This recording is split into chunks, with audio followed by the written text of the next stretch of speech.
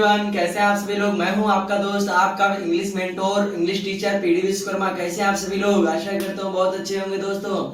आज संडे आप सभी लोगों को पता है और मैं आप लोगों के लिए हाजिर हूं एक नए वीडियो, एक नए टॉपिक पे डिस्कस करने के लिए, ताकि आप लोगों की इंग्लिश इंप्रूव की जा सके। मैं इस कोशिश में लगा हुआ हूं कि आपकी इंग्लिश इंप्रूव हो और आप भी इस कोशिश में लगे हुए हैं कि आपकी इंग्लिश इंप्रूव हो और इस चैनल की ग्रोथ भी बढ़े। तो इस चैनल की ग्रोथ के लिए आप मेहनत कीजिए। आपकी इंग्लिश इंप्रूव करने के लिए मैं मेहनत कर ही रहा हूं। टेंशन नहीं लेंगे, टेंशन बिल्कुल भी नहीं लेना है। आप भी अपना काम कीजिए, मैं भी अपना काम पूरी ईमानदारी से कर रहा हूं और हम दोनों मिलकर एक दूसरे का जो है बेड़ा पार लगाएंगे। आप चैनल का ग्रोथ करेंगे और ग्रोथ में हेल्प करेंगे, मैं आपकी इंग्लिश सीखने में हेल्प करूंगा। तो चलिए हम बात कर लेते हैं आज कुछ ऐसे बेसिक पॉइंट, कुछ बेसिक रूट की जिस वजह से इंग्लिश हमारी आज तक अटकी पड़ी रही है। हमें उस रूट कॉज को पकड़ना है कि हमारी इंग्लिश क्यों नहीं आज तक मजबूत हुई है। उसका सिर्फ एक रीजन है कि आप लोग प्रैक्टिस नहीं करते हैं। प्रैक्टिस, जी हाँ, मैंने देखा है, मैंने क्लास में पढ़ाया है, मैंने कोचिंग में पढ़ाया है, बच्चे रिवीजन पे फोकस नहीं करते हैं। जिस वजह से जो कल टेस्ट लिया है मैंने, उसमें उन लोगों की जो मैंने पढ़ाया था उसी का मैंने टेस्ट लिया था। आप लोगों ने मेरा लाइव वीडियो देख लिया है। टेस्ट में हालांकि उनका 60-70% काफी अच्छा जो स्कोर रहा है, 60-70% स्कोर रहा है बच्चों का। More than 70% I can proudly say that, मतलब लोगों ने अचीव किए हैं मोर देन 70, मोर देन। क्या है प्रॉब्लम? ये है कि आप लोग रिवीजन पे फोकस नहीं कर रहे हैं। जो भी टीचर ने पढ़ाया एटलीस्ट उस टाइम पर अटेंटिव होकर पढ़िए। आफ्टर दैट आप जब अपने घर पे आइए तब भी वहां पर उस चीज को कम से कम 10 मिनट एक बार हल्का सा रफली देखिए जरूर कि पढ़ा क्या क्या है मेरे सब्जेक्ट में। फिर जाके अगर होमवर्क मिला है तो होमवर्क कीजिए, अदरवाइज अगर आपको लर्निंग के लिए दिया गया है तो लर्न कीजिए। देखिए, रिवीजन ही एक ऐसी चीज है, practice makes a man perfect. तो जब तक आप प्रैक्टिस नहीं करेंगे you can not do anything in a better way. आप कुछ भी एक अच्छे तरीके से नहीं कर सकते हैं अगर आपको किसी भी सब्जेक्ट में अच्छा बनना है। तो revision is one of the best key to improve your English, to improve of your any subject. So मैं पीडी विश्वकर्मा आपके लिए इंश्योर करता हूं कि कंटेंट इस चैनल पे उपलब्ध मिलेंगे, सारे टेंसेज कवर मिलेंगे, सारी चीजें धीरे धीरे इस चैनल पे उपलब्ध करवाई जाएंगी। बस आपको बैठना है और इस चैनल पे जो भी बताया जाएगा उसके नोट्स जरूर बनाने हैं। नोट्स ऊपर एक रफ या एक रजिस्टर ले लीजिए छोटा सा, जिसपे मेरे चैनल का नाम लिखिए इंग्लिश बाय पीडी सर, और उसमें सिर्फ मेरे द्वारा बताई गई चीजों को नोट कीजिए, उन्हें रिवाइज कीजिए, फिर देखिए आपकी इंग्लिश कैसे इंप्रूव नहीं होती है। तो चलिए फिर शुरू करते हैं और देखते हैं कि वो बेसिक रूट कॉज क्या है जिस वजह से इंग्लिश इंप्रूव नहीं है। देखिए, कुछ इंपॉर्टेंट फैक्ट्स आपको देखने पड़ेंगे जो बेसिक है, बिल्कुल ही रूट कॉज है। और हाँ, इस चीज को नोट भी कर लेना आप। देखिए, मैं आप लोगों को एक चीज बता दूं, आप लोगों को जो भी बताने जा रहा हूं आप ये कहेंगे कि सर ये तो केजी के बच्चों को बताते हैं। जी हाँ, आपको केजी के बच्चों के लेवल की जानकारी पहले अडॉप्ट करनी पड़ेगी, वो चीजें कंज्यूम करनी पड़ेंगी, फिर आपको जाकर ये समझ में आएगा कि आप अपने लेवल पे क्या कर सकते हैं। देखिए, जैसा कि हमने बताया कि आपको केजी के लेवल से चलनी होगी, तो सबसे पहले केजी के लेवल में आप सभी लोग जानते हैं कि क्या आता है। सबसे पहले हम पढ़ते हैं लेटर्स। क्या पढ़ते हैं? लेटर्स पढ़ते हैं। लेटर्स, अब सबको पता है लेटर्स कितने होते हैं? 26 लेटर्स होते हैं और 26 लेटर्स को ही हमने क्या नाम दिया है? इस ग्रुप 26 लेटर्स के ग्रुप को हमने नाम दिया है alphabet. Is it clear to everyone? Is it visual to everyone? देख लेना आप लोग, अच्छे से नोट कर लेना। और ये यहाँ पे क्या हो जाएगा? अल्फाबेट हो जाएगा। अल्फाबेट हो जाएगा। हमने इन 26 लेटर्स के ग्रुप को क्या नाम दिया? अल्फाबेट नाम दिया। इसी अल्फाबेट को हमने क्या किया?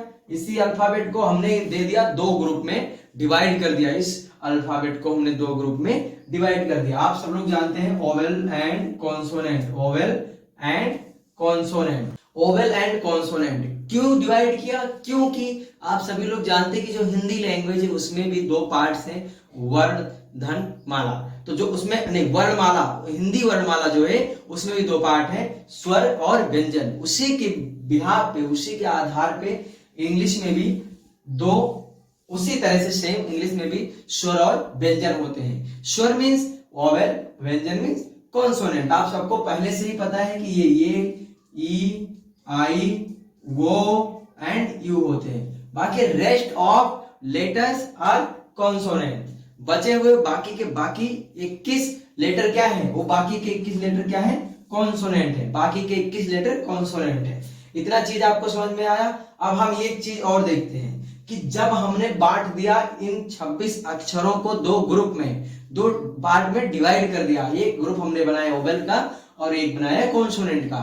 एक को नाम दिया हमने स्वर, एक को नाम दिया व्यंजन, एक में बिठाए 5 आदमी, एक में 21 आदमी। तो हमें इन्हीं अक्षरों के मदद से, इन्हीं लेटर की वजह से हमें क्या बनाने हैं, वर्ड बनाने हैं, हमें वर्ड बनाने हैं। आप सब लोग जानते हैं दो या दो से अधिक, दो या दो से अधिक अक्षरों के मेल से शब्द बनता है। दो या दो से ज्यादा अक्षरों के मेल से क्या बनता है, शब्द बनता है, वर्ड बनता है। लेकिन यहाँ पर कुछ एक्सेप्शन है।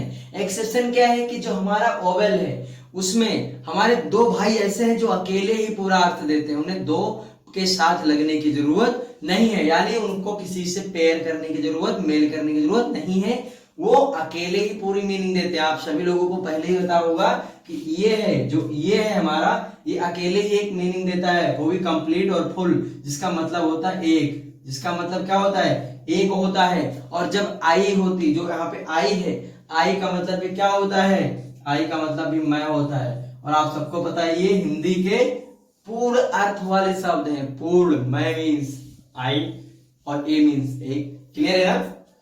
तो दो या दो से अधिक शब्दों के मेल से शब्द बनता है। हम लाइव देखेंगे कैसे शब्द बनता है। अब अगर यहाँ पे 21 है और यहाँ पे कितने हैं, 5 हैं, तो इनके कुछ वर्ड लेंगे, कुछ लेटर लेंगे, सॉरी, और कुछ लेटर इनके लेंगे और मिलाकर देखते हैं कि कैसे एक वर्ड बनता है। तो जैसे आपने यहां से लिया बी, क्योंकि इसमें बी नहीं है ना, बी इसी में होगा, हमने यहाँ पे ले लिया B. So guys please get ready with your notebook and pen, क्योंकि आप लोग नोट करेंगे इन चीजों को तभी आप लोग अगेन रिवाइज कर पाएंगे। So get ready with your pen and notebook. चलिए आगे बात करते हैं। जैसा कि आप लोगों को इतना समझ में आ ही गया होगा, एक बार रिवाइज कर लेते हैं। लेटर 26 होते हैं, उन्हें अल्फाबेट कहा जाता है। अल्फाबेट को दो भाग में बांटा गया है, एक है ये वोवेल, एक है कॉन्सोनेंट। कॉन्सोनेंट 21 होते हैं, वोवेल 5 होते हैं। और जो हमारे दो वोवेल हैं, यानी ये और आई, वो पूरा मीनिंग देते हैं अकेले ही। जैसे ये एक वर्ड का मीनिंग देता है, आई मैं का मीनिंग देता है, और बाकी जो हमारे हैं दो या दो से अधिक अक्षरों के मेल से शब्द बनता है। अब शब्द अकेले ना तो कॉन्सोनेंट बनाते हैं और ना ही वोवेल बनाते हैं, इनको इनके साथ गठबंधन करना पड़ता है, पेयर करना पड़ता है। हमें इन लेटर्स को इन लेटर्स के साथ पेयर करना पड़ता है। जैसे हम अगर जोड़ते हैं, मान लीजिए हम अगर मान लीजिए अगर हम सम करते हैं, एडिशन करते हैं लेटर्स का, जैसे कि आप लोगों ने नंबर में मैथमेटिकल की भाषा में अगर समझे तो हम क्या करते हैं, 2 + 2 करते हैं। वैसे हम इसमें क्या करेंगे, a + b, c + b, इस तरह से सीखेंगे। जैसे कि he + h + e, he, I + s, is, ये, और क्या, b + वो + y, boy, is a boy, इस तरह से सीखेंगे। चलिए देखते हैं कुछ एग्जांपल देखते हैं। जैसे मैंने बोला बुक, आप सब लोगों के कान खड़े हो गए होंगे कि जी बुक में क्या है, बी यहां से लिया गया है और डबल वो यहां से लिया गया, यानी वोवेल से लिया गया है, और के फिर हमने यहां से ले लिया, तो ये क्या हो गया, बुक हो गया। मैंने यहां से लिया यच, मैंने यहां से लिया ही, ई, ये क्या हो गया, ही हो गया। ये भी एक वर्ड ही तो है, ये भी एक वर्ड ही तो है। और फिर मैंने यहां से लिया सी, मैंने क्या लिया, सी, यहां से लिया डबल ओ, और फिर मैंने यहां से के ले लिया, क्या हो गया, कुक हो गया। कुक हो गया नहीं हो गया, बताइए। अगर सेंटेंस, अगर हमारा वर्ड एक मीनिंग ना दे रहा हो तो बोलिए, मीनिंग भी तो दे रहा है, अच्छी मीनिंग दे रहा है। दो से कुछ तो दो है, कुछ दो से ज्यादा है कि नहीं है। और एक चीज देखिए, मैंने लिखा यहाँ पे यम डबल वो, यन, क्या हो गया, मून हो गया। अब मैंने यहाँ पे लिखा सी यच डबल वो यन आई, ये कोई वर्ड बना, बताइए, ये कोई वर्ड बना। मैंने लिखा यहाँ पे के वो आई यल, कोई वर्ड बना। ये वर्ड के ग्रुप जरूर हैं, लेटर्स के ग्रुप जरूर हैं, दो से ज्यादा लेटर जरूर हैं, लेकिन इनका अपने आप में कोई वर्ड, कोई अर्थ नहीं है। और एक चीज और जान लीजिए, वही मैं आप लोगों को समझाने की कोशिश कर रहा हूं, इन दो लेटर से, इन दो वर्ड के फॉर्मेशन से, ये और ये कोई मीनिंग नहीं दे रहे हैं। तो चाहे लेटर के ग्रुप हो कोई भी वर्ड, लेकिन अगर वो मीनिंग नहीं देंगे, उनका कोई अर्थ नहीं निकलेगा, तो वो हमारे वर्ड नहीं कहलाएंगे। क्या नहीं कहलाएंगे? वो वर्ड नहीं कहलाएंगे अगर उनका अपने आप में कोई मीनिंग नहीं निकलता है। तो इतना क्लियर होना चाहिए आप लोगों को। आगे बात समझ में? तो हमने ये देखा कि दो या दो से अधिक अक्षरों के मेल से शब्द बनता है, लेकिन उनका एक मीनिंग निकलना चाहिए। जैसे बुक, ही, कुक, मून, इन सब का अपने आप में एक मीनिंग है। इन वर्ड्स का मीनिंग है कि नहीं है बताइए आप। लेकिन चूनी, कोयल जो मैंने लिखा ये भी वर्ड के ग्रुप, लेटर जरूर है, ये लेटर के ग्रुप जरूर हैं, ये सब अक्षरों के समूह जरूर हैं, लेकिन ये अपने आप में कोई मीनिंग नहीं देते हैं। That's why these words are not words, these words group are not words. इतना क्लियर आप लोगों को? अब एक चीज और, इनको भी नोट कर लीजिएगा ताकि एक्सेप्शन में आपको पता रहे कि ये इस प्रकार के कोई भी वर्ड आएंगे जिनका मीनिंग नहीं निकलेगा, वो वर्ड नहीं कहलाएंगे। चलिए इसे इरेज करते हैं, बाकी आप वीडियो पॉज करके। तो अब आगे की बात करते हैं। हमने लेटर सीखे, हमने वर्ड्स सीखे, अब हम सीखेंगे सेंटेंसेज। अब हम बनाना सीखेंगे सेंटेंसेज, फिर देखेंगे सेंटेंसेज के प्रकार, और फिर अगर टाइम रहेगा तो देखेंगे सेंटेंसेज के भाग। अगर नहीं टाइम रहा तो फिर किसी अन्य वीडियो में उसकी बात करेंगे। और बाकी एक अनाउंसमेंट, आज दोपहर 1 बजे लाइव भी होने वाला है, तो लाइव में भी अवश्य जुड़िए। चलिए देखते हैं अब हम सेंटेंसेज। जैसे कि आपने बताया या मैंने अभी तक आपको बताया कि सेंटेंसेज वर्ड लेटर मैंने बताए, और मैंने आपको बताया वर्ड्स लेटर बताए और वर्ड बताया। अब हम देखते हैं सेंटेंस। सेंटेंस का आप सबने एक डिफिनेशन रट रखा होता है कि a group of words which makes a complete sense is called sentence. A group of words which makes a complete sense is called sentence. मैंने देखा है मैक्सिमम स्टूडेंट ने इसे क्या कर रखा है, लर्न कर रखा है, रटिफिकेशन। इसका अगर उनसे मीनिंग पूछ लो कि इन लेटर्स को, जो ये जो सेंटेंस आपने बोला है, इसे ब्रेक करके ही लेकिन इसका एक मीनिंग बता दो, वो नहीं बता पाते। रीजन क्या होता है? रटिफिकेशन। But in this video we will not focus on ratification, we will focus just on practice, we will focus on revision। तो रिवीजन में क्या है? जैसे देखिए लिखा हुआ a group of words, break किया हमने, शब्दों का वह समूह which makes a complete sense, जो अपने आप में पूरा अर्थ दे या जो पूर्ण अर्थ दे, is called sentence, वाक्य कहलाता है। क्या कहलाता है? वाक्य कहलाता है। जैसे मैंने बोला कि आपने वर्ड बनाए थे, अब उन्हीं वर्ड को क्या करना है? सेंटेंस बनाना है, प्लस करते जाना है। जैसे आपने बनाया था यच प्लस ई, कॉन्सोनेंट का यच लिया था और ओवेल का हमने ई लिया था, क्या हो गया था? ही हो गया था। मैंने बोला ही, और मैंने क्या बोला? आई यस, आई किसका लिया? ओवेल का लिया, कॉन्सोनेंट का यस लिया, ही इज हो गया। क्या हो गया? ही इज हो गया। ये अभी क्या है? ये वर्ड ही है, he is a boy, he is a boy. अब ये एक पूर्ण मीनिंग दे रहा है कि नहीं दे रहा है? ये सेंटेंस कह रहा है वह एक लड़का है, ही इज अ बॉय, यह वह एक लड़का है। और मैंने बोला देखो दिस इज ये मार्कर, क्या बोला मैंने? दिस इज ये मार्कर। मैंने बोला दिस इज अ मार्कर, तो ये क्या बोला मैंने? This is a marker, he is a boy.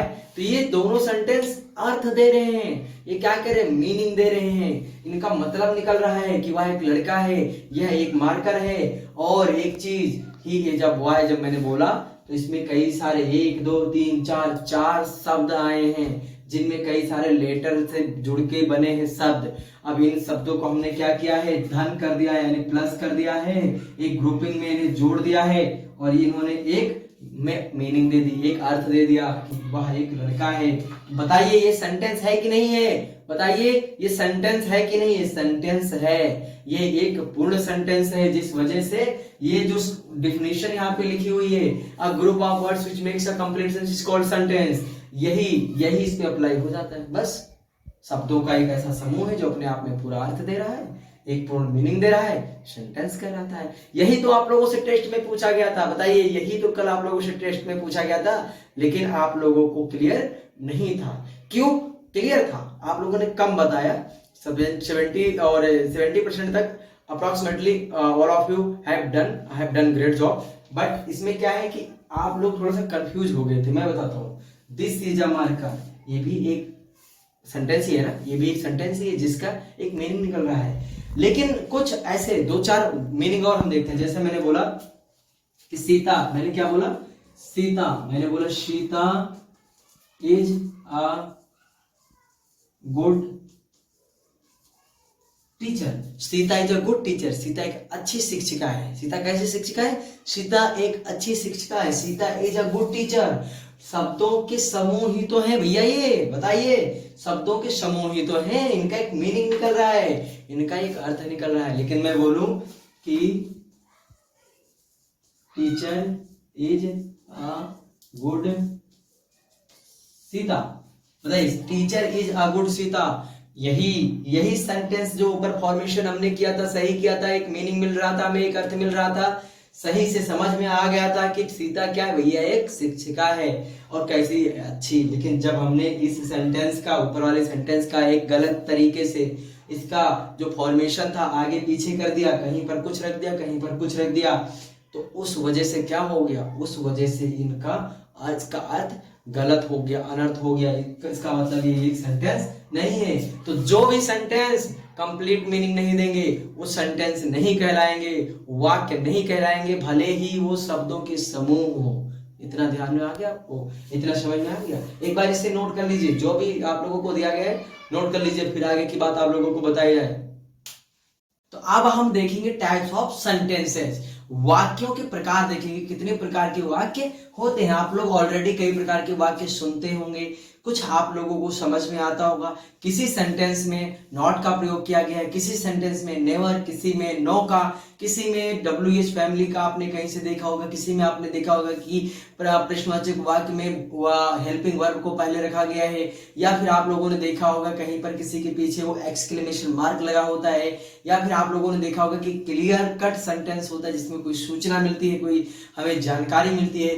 तो वो सारे सेंटेंसेस क्या होते हैं, in this video we will discuss in depth कि what are the sentences, sentences क्या होते हैं, और how many types of sentences, sentence के कितने प्रकार होते हैं। so let's discuss। जैसे कि मैंने आप लोगों को एक चार्ट बना दिया है, आप लोग इसका स्क्रीनशॉट ले लीजिए और बना लीजिए। पहले समझ लेते हैं। पहला होता है हमारा साधारण या सूचनात्मक वाक्य, साधारण या सूचनात्मक वाक्य, assertive sentence। We have already discussed about these sentences, but we are discussing over here as example, as to do our revision. Assertive sentences and imperative sentences, interrogative sentences, optative sentences and exclamatory sentences. There are 5 types of sentences mainly, मुख्यतः 5 प्रकार के वाक्य होते हैं। पहला साधारण या सूचनात्मक वाक्य, दूसरा होता है हमारा इंट्रोगेटिव यानी प्रश्नवाचक वाक्य, और फिर होता है हमारा इंपरेटिव यानी आदेशात्मक या आज्ञावाचक जिसे आप बोलते हैं, एक्सक्लेमेटरी सेंटेंस यानी विस्मय बोधक या विस्मय सूचक जिन्हें आप बोलते हैं, ऑप्टेटिव सेंटेंसेस यानी इच्छावाचक या अभिलाषावादी, जहां पर लिखा होता है अभिलाषावादक बोधक वाक्य, वो ये होते हैं। आपने देख ले 5 प्रकार के होते हैं, इन्हें आप लोग नोट करते चलिएगा। जैसे देखते हैं हम, सबसे पहले देखेंगे असर्टिव सेंटेंस को। किसको? असर्टिव सेंटेंस को। असर्टिव सेंटेंस हमारा होता है अफर्मेटिव, नेगेटिव, 2 पार्ट होते हैं। असर्टिव के कितने पार्ट होते हैं? 2 पार्ट्स होते हैं, एक तो अफर्मेटिव और एक होता है नेगेटिव। अफर्मेटिव वो होते हैं जो बिल्कुल साधारण होते हैं, जिनमें ना तो आपको क्या मिलेगा, ना तो आपको क्यों, कब, कैसे, कितना कितना मिलेगा, ना ही आप लोगों को नहीं और नो, नेवर का प्रयोग मिलेगा। ठीक है, जैसे आप लोगों ने देखा होगा कि वह स्कूल जा रहा है, वह मेरे प्रधानमंत्री के मित्र हैं, वह मेरे प्रधानमंत्री के मित्र हैं, मुझे आज कुछ जरूरी काम है, सीता एक अच्छी शिक्षिका है, पापा खेत में पानी लगा रहे हैं, बच्चे बदमाशी कर रहे हैं। इन सब चीजों में, इन सभी सेंटेंसेज में आप लोग बताइए, क्या कोई सूचना प्राप्त हो रही है या नहीं हो रही है? बिल्कुल हो रही है। जैसे मैंने बताया पापा खेतों में पानी लगा रहे हैं, मैं प्रधानमंत्री के मित्र हैं, मैंने बोला कि मेरे उनके साथ अच्छे रिलेशन है, तो इन सभी सेंटेंसेस में एक सूचना हमें मिल रही है। और ये वाक्य कैसे हैं? ये वाक्य साधारण हैं, ये बिल्कुल क्लियर कट हैं। इनमें ना तो किसी प्रश्नवाचक शब्द का प्रयोग किया गया है, ना ही किसी नकारात्मक शब्द का, ना ही नॉट का, नेवर का या नो का, ना ही व्हाट, व्हाई, व्हेन, वेयर का प्रयोग किया गया है। समझे आप? तो इन्हें क्या कहेंगे? साधारण वाक्य कहेंगे। और जो आता है हमारा निगेटिव का, निगेटिव में तो सीधी सी बात है, नेवर का प्रयोग हो सकता है, नो का प्रयोग हो सकता है और नॉट का प्रयोग हो सकता है। इन तीनों का प्रयोग होगा तो कौन से वाक्य होंगे? जैसे निगेटिव सेंटेंसेस हो जाएंगे। जैसे मैंने बोला I will never go to school from tomorrow. मान लीजिए किसी टीचर ने किसी स्टूडेंट को बीट दिया, मतलब पीट दिया, और वो स्टूडेंट कह रहा है कि I will never go to school from tomorrow, मैं कल से स्कूल कभी नहीं जाऊंगा। समझे नहीं समझे? कभी नहीं जाऊंगा या कल से स्कूल नहीं जाऊंगा। तो इन दोनों में क्या है? नकारात्मक सेंस मिल रहा है हमें। इंपरेटिव सेंटेंस, आदेशात्मक, मैंने कहा shut the door, come here, get out of the class. And मैंने क्या किया? ओपन योर नोटबुक, मैंने कहा open your notebook, start writing. ये सभी चीजों में क्या हो रहा है? आदेश दिया जा रहा है, आदेश दिया जा रहा है। इसमें सिर्फ आदेश नहीं, इसमें रिक्वेस्ट भी होगा। अगर मैं बोलूं कि प्लीज हेल्प मी, मैं क्या बोलूं? प्लीज हेल्प मी, तो उसमें ये भी आ जाएगा, यानी रिक्वेस्ट भी आ जाएगा। कभी हम प्रार्थना करेंगे, किसी को ऑर्डर देंगे, वो दोनों सेंस यहाँ पर देखने को मिल जाएंगे। समझे? और ऑप्टेटिव में, इच्छावाचक में, मेरी बड़ी इच्छा है कि मैं भारत का प्रधानमंत्री बनूं। कैसा वाक्य है? इच्छावाचक है। सीधी सी बात है, काश मैं भारत का प्रधानमंत्री होता, है ना? तो इसमें आप समझ रहे हो, इच्छा निकल रही है। I wish I would be the प्रधानमंत्री, I wish I were the Prime Minister of India. I were the Prime Minister of India. I were your class teacher. I were the monitor of my class. I were the monitor of my class. मैं अपने class का क्या होता? Monitor होता। ये सभी कैसी चीजें हैं? ये इच्छावाचक हैं। आपके अंदर से एक इच्छा निकल के आ रही है, उस इच्छावाचक वाक्य में ये सेंटेंस पाया जाता है। उन सेंटेंसेस को डिफाइन किया गया है, कैटेगराइज किया गया है, श्रेणियों में विभाजित किया गया है। एक है एक्सक्लेमेटरी सेंटेंस। क्या है? Exclamatory sentence. एक्सक्लेमेटरी सेंटेंस का मतलब होता है विस्मय सूचक शब्द। विस्मय सूचक मींस कि अचानक से हमारे हृदय में कोई मतलब इस प्रकार के संशय उठे। जैसे मैंने बोला, मैं लेकर जा रहा था किसी को कप, मैं लेकर जा रहा था टी किसी को सर्व करने के लिए, अचानक से मेरा पैर कहीं पे टकराया और मैं लेकर गिर गया। तो मैंने क्या बोला? Oh my God, I broke the cup and fail the T. बोला नहीं बोला? और फिर मैंने बोला, जैसे कि विस्मय सूचक में मुझे किसी ने कॉल किया एंड बोला ओ इट इज वेरी बैड। मैंने पूछा व्हाई, व्हाट हैपेंड? तो उन्होंने उधर से जवाब दिया राजेश डाइट। राजेश का गलत एग्जांपल दे दिया। तो आप लोग जान ही चुके हैं कि विस्मय सूचक यानी कि आप रोड पे जा रहे थे, अचानक से आपको 100 रुपया मिल गया, आप तो खुशी से पागल हो गए। आपके अंदर से क्या निकली? भावना निकली। डिटेल्स में समझेंगे, विद एग्जांपल, विद एक्सप्लेनेशन समझेंगे। बट मैं अभी आपको ओवरव्यू दे रहा हूं कि ये कैसे कैसे सेंटेंसेस इनमें इंक्लूड किए जा सकते हैं, कैसे कैटेगराइज किए जा सकते हैं। समझ में आया? तो एक्सक्लेमेटरी सेंटेंस कि अपने अंदर से अचानक से भावना निकले, कोई दुर्घटना, कोई घटना अचानक से सामने घटित हो जाए। आप जा रहे थे, किसी का एक्सीडेंट हो गया, भगवान न करे ऐसा किसी के साथ हो, लेकिन आप क्या बोलते हैं? आप बोलते नहीं है कि वो he got an accident, he got an accident, तो बहुत बुरा हुआ, नहीं हुआ। तो इस प्रकार के सेंटेंस क्या कहलाते हैं? एक्सक्लेमेटरी सेंटेंस कहलाते हैं। दूसरा हम बात करेंगे इंटेरोगेटिव। किसका? इंटेरोगेटिव, प्रश्नवाचक वाक्य। आप सब जानते हैं 2 प्रकार के प्रश्नवाचक वाक्य होते हैं। हम पहले ही बहुत बार डिस्कस कर चुके हैं इन चीजों को। एक जो यस या नो टाइप होते हैं, जिनमें सिंपली आप यस या नो में आंसर कर सकते हैं। जैसे मैंने बोला कि have you done your dinner, have you done your dinner, तो आपने कहा yes I have done my dinner. या फिर मैं पूछूं have you completed your homework, आपने अपना होमवर्क कंप्लीट कर लिया, आप बोलेंगे यस, या फिर नो। सिंपली आप आंसर कर सकते हैं यस या नो में। लेकिन मैं बोलूं कि WH फैमिली वाले प्रश्न, आप कहेंगे गुरुजी ये क्या होता है? फिर मैं बताता हूँ। मैंने बोला why did you not done your homework, आपने अपना होमवर्क क्यों नहीं किया है? तो आपको क्या समझ में आया? व्हाई बीच में आया नहीं आया? जब मैंने बोला आपने अपना होमवर्क क्यों नहीं किया है, तो इसमें क्या आया? क्यों आया बीच में? या मैं आपसे पूछूं कि why did you went to the market, तुम बाजार क्यों गए, है ना? तुम बाजार क्यों गए? हु गेव यू परमिशन, तुम्हें किसने परमिशन दिया? तो ये सारी चीजें हम डिटेल में समझेंगे, इन डेप्थ समझेंगे। बाकी इतना आप लोग बना लीजिए, जो चार्ट बनाया गया है इसका स्क्रीन।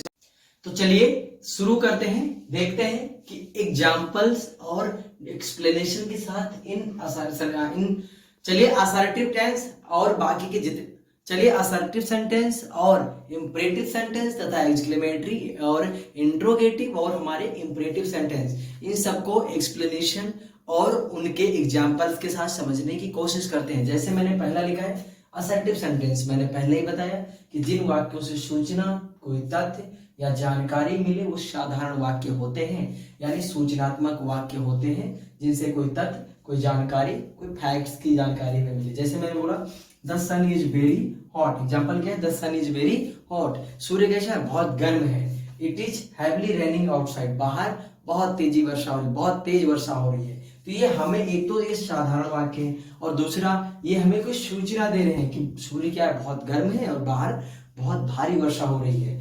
अब देखते हैं इनका क्या है, आपको पहले बताया गया है कि इनके दो पार्ट्स होते हैं, यानी असर्टिव के दो पार्ट्स होते हैं, अफर्मेटिव और निगेटिव। अफर्मेटिव में जैसा आप लोग देख सकते हैं the sun is very hot, सकारात्मक वाक्य होते हैं जिन्हें पॉजिटिव सेंटेंसेस भी कहा जाता है। जब आप टेंस बनाएंगे तो उसमें हम बात करेंगे। जैसा कि आपने देखा था सन इज वेरी हॉट, तो ये क्या है, ये अफर्मेटिव सेंटेंस भी है अपने आप में, मतलब ये सकारात्मक है। अफर्मेटिव सेंटेंसेस में ना तो नहीं का प्रयोग किया जाता है, ना ही कोई प्रश्नवाचक वाक्य आता है, वेरी कट टू क्लियर होते हैं वो। और दूसरा जैसे मैंने बोला it is heavily raining outside, ये भी क्या है, एक अफर्मेटिव सेंटेंस है। लेकिन अगर मैं बोलूं the sun is not very hot तो ये क्या हो जाएगा, निगेटिव हो जाएगा। और यदि मैं पूछूं कि is the sun very hot, क्या सूर्य बहुत गर्म है, तो कैसा हो जाएगा, इंट्रोगेटिव हो जाएगा। ठीक है, तो ये आपको समझ में आ गया होगा नेगेटिव और अफर्मेटिव का चक्कर। अभी हम देखते हैं इंपरेटिव सेंटेंस। कौन सा सेंटेंस, इंपरेटिव, आदेशात्मक, आज्ञावाचक वाक्य, जो भी आप हिंदी में कहते हो। यहाँ पे मैंने लिखा है ऑर्डर हो, किसी भी वाक्य में अगर ऑर्डर है, कोई आदेश दे रहा है, रिक्वेस्ट है, कोई प्रार्थना कर रहा है, एडवाइस है, कोई सलाह दे रहा है, प्रपोजल है, कोई प्रस्ताव दे रहा है, तो उन सभी वाक्यों में क्या अप्लाई होगा, इंपरेटिव सेंटेंस अप्लाई होगा। क्या अप्लाई होगा, इंपरेटिव सेंटेंस। इंपरेटिव सेंटेंस की सबसे एक और खास बात यह है कि इसका जो सब्जेक्ट होता है वो हमेशा छिपा रहता है। जैसे एग्जांपल देखते हैं, stand up on the bench, मैंने किसी को बोला stand up on the bench, तो क्या बोला मैंने, उसका जो मैंने किसी को बोला stand up on the bench, तो इट मीन्स मैंने किसी को पॉइंट आउट करके बोला, लेकिन उसका जो करता है वो छुप गया। जैसे मैंने बोला you stand up on the bench, तुम बेंच पर खड़े हो जाओ, यहाँ पर यू क्या हुआ, छिप गया। और एक मैंने बोला इसमें ऑर्डर है, stand up on the bench क्या है, ऑर्डर है। और मैंने बोला kindly give me a cup of T, कृपया मुझे एक कप चाय दीजिए, कृपया मुझे एक कप चाय दीजिए, ये कैसा हुआ, रिक्वेस्ट हुआ। एडवाइस में क्या बोला मैंने, डू और डाई, करो या मरो। महात्मा गांधी जी ने जो देश को दिया था ये एडवाइस, सलाह कि करो या मरो। और दूसरा क्या है, अगला है हमारा, जैसे मान लिया मैंने कि जैसे स्टैंड अप आउटसाइड, बाहर जाकर खड़े हो जाओ, या फिर सिट डाउन, बैठ जाओ। ये सभी क्या है, ये सभी सेंटेंसेस इंपरेटिव सेंटेंसेस हैं। इनमें हमें कोई रिक्वेस्ट कर रहा है, कोई आदेश दे रहा है, कोई प्रपोजल दे रहा है, तो इस वजह से ये क्या है, ये इंपरेटिव सेंटेंस है। और इनमें इन वाक्यों का जो सब्जेक्ट है मैंने आपको पहले ही बता दिया कि छिपा रहता है। इस चीज को बिल्कुल पॉइंट आउट करके अपने नोटबुक में लिख लेंगे। ठीक है, अब बाकी देखते हैं, एक्सक्लेमेटरी, ऑप्टेटिव और अपना इंट्रोगेटिव। तो दो सेंटेंसेस हमने देख ली, तीसरा देखते हैं। तीसरा सेंटेंस क्या है, इंटेरोगेटिव सेंटेंसेस। इंटेरोगेटिव सेंटेंसेस दो प्रकार के होते हैं, एक तो WH फैमिली वाले और एक यस या नो टाइप वाले। आप सभी जानते हैं WH फैमिली यानी what, when, why, where, why तो डबल हो गया।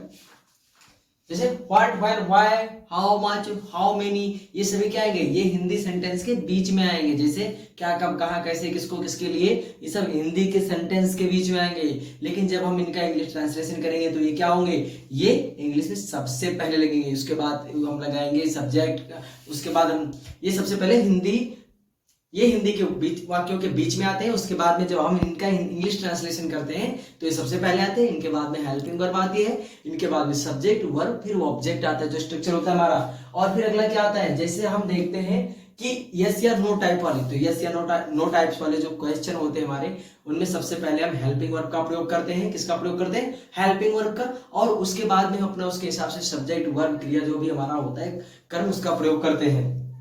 अब आता है जैसे एग्जाम्पल कि मैंने पूछा आर यू साई, मैंने पूछा आर यू सोनिया, क्या तुम सोनिया हो?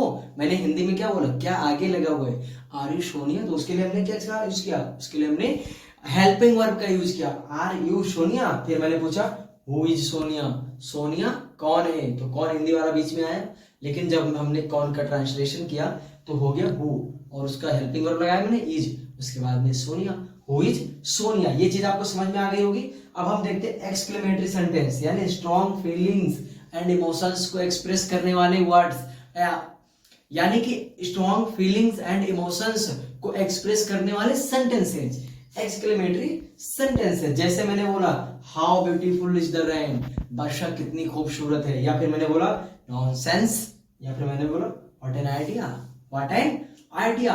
इन सब चीजों से क्या निकल के आ रहा है, हमारे इमोशंस निकल के आ रहे हैं। किसी पे गुस्सा हुए हम, नॉनसेंस बोल दिया हमने, या फिर मैंने बोल दिया किसी ने हमें किसी प्रॉब्लम से बाहर निकलने के लिए कोई आइडिया दिया, तुमने कहा what an idea, what a beautiful idea.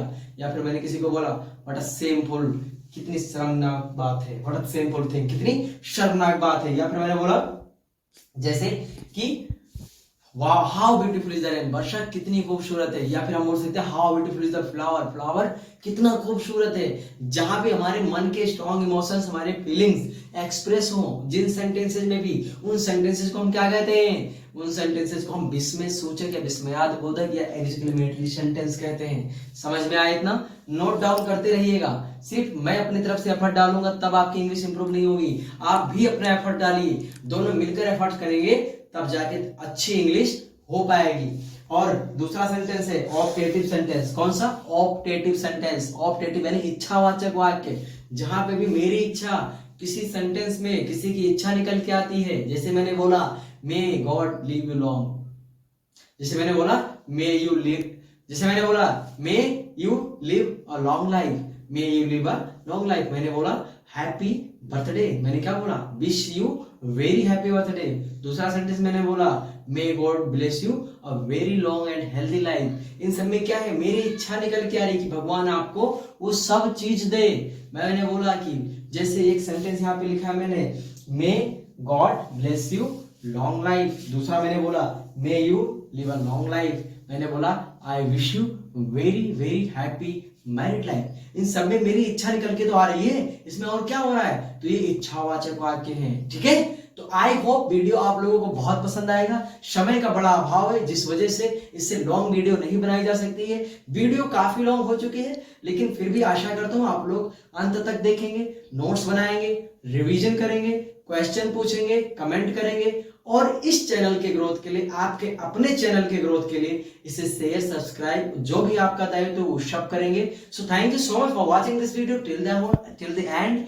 I hope you will support me. Thank you so much. Thank you so much.